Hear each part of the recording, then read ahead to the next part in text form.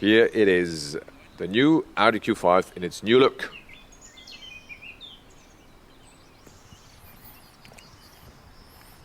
So, I have the pleasure of taking you through the new Q5. We'll start with the front with the Audi icon, of course, the single frame grille. What we've done here is we've separated it now from the bonnet here and moved the whole thing down. It's now wider and shares the octagonal grille that you'll see in all of the other Q cars that we have at Audi. What we've also done is created a new headlight, of course with a new daytime running light signature, and this is now together with the single frame grille, producing a much more focused look for the car.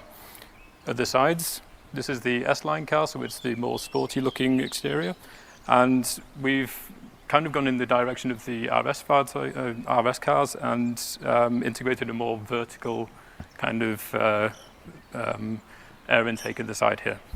If we move around to the side, we can go past the optional 21-inch Audi Sport wheel. And then you see here we've kept the shoulder line from the existing Q5 design.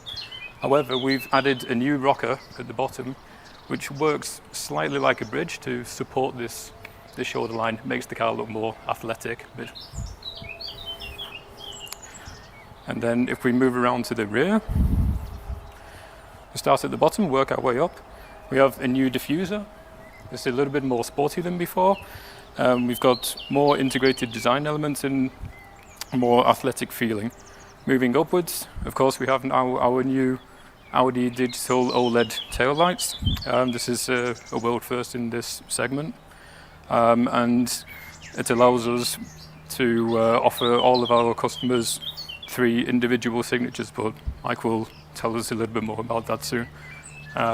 We've then joined the 2 taillights with this bar to really bring the car together and give it a much fresher look.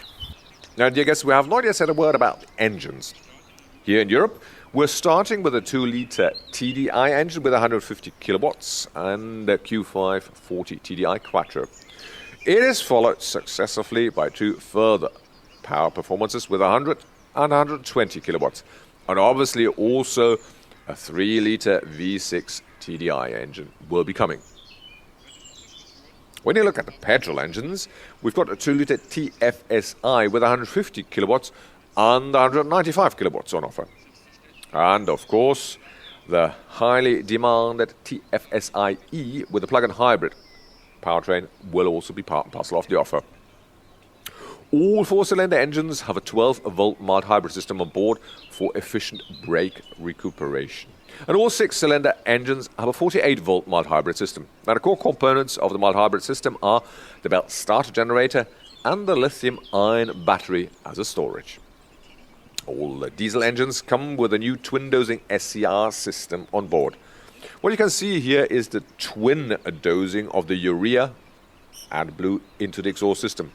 This means a much better situative distribution and thus a particularly effective reduction of nitrogen oxides.